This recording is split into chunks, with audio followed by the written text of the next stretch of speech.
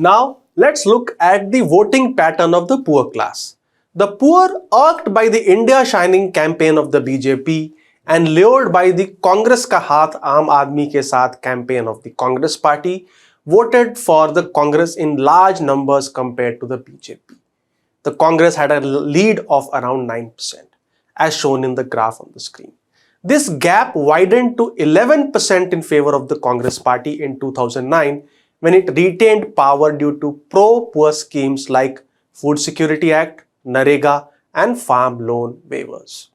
However, in 2014, in Narendra Modi's era, high inflation levels of 8 to 10% under Manmohan Singh's second tenure prompted more poor to back the BJP. So the BJP enjoyed a lead of 4% compared to the Congress in 2014.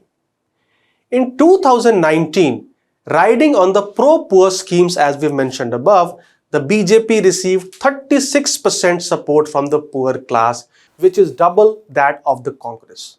The others also got less than 50% support of the poor class for the first time in the last 4 elections. Now, let's compare the lower class voting with the poor class voting. Now, the lower class, which accounts for an income between 1.25 to rupees 5 lakhs, exhibits a similar voting pattern to the poor socio-economic class.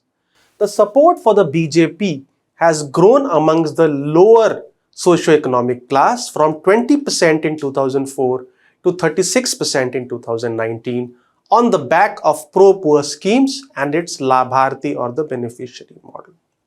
During the same period, the support for Congress has declined from 25% in 2004 to 21% in 2019, but this drop is not as sharp as we've seen in the poor class voters. The decline here is merely 4%, whereas the decline amongst the poor class of voters was 10%.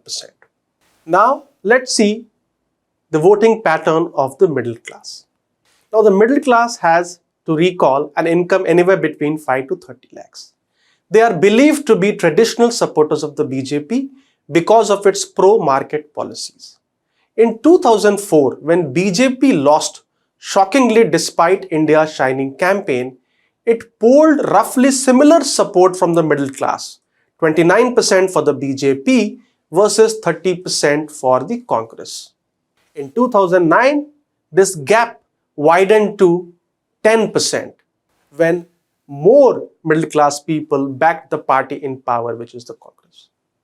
Now in 2014, riding on the popularity of Narendra Modi, BJP reversed this gap and the middle class voter sort of made a ghar wapsi and the BJP led against the Congress by 12 percentage points. BJP received 32% middle class support, bolstered by the investment business friendly image of Narendra Modi and its famed Gujarat model. This lead against the Congress widened to 17% in 2019 on the back of tax relief measures, record high stock markets, the Balakot airstrike and a boost in the image of India globally in Modi's first term. The support for the BJP amongst the middle class, as we can see in the graph on the screen, has doubled from 19% in 2009 to 38% in 2019. Now let's look at the voting pattern of the rich class, which is people earning anywhere above 30 lakhs per annum of income. Now this exhibits a pattern which is similar to the middle class. They are also believed to be traditional supporters of the BJP. Even in 2004, when BJP lost to Congress-led UPA, 30% of the rich class backed the BJP, 5% more than the Congress. The BJP was leading against the Congress only amongst the rich class in 2004, and that was also perhaps a reason for its loss because the population of the rich is fairly low at around 4%. In 2009, the rich backed the Congress party and the Congress gained an upper hand because the rich normally back the party in power.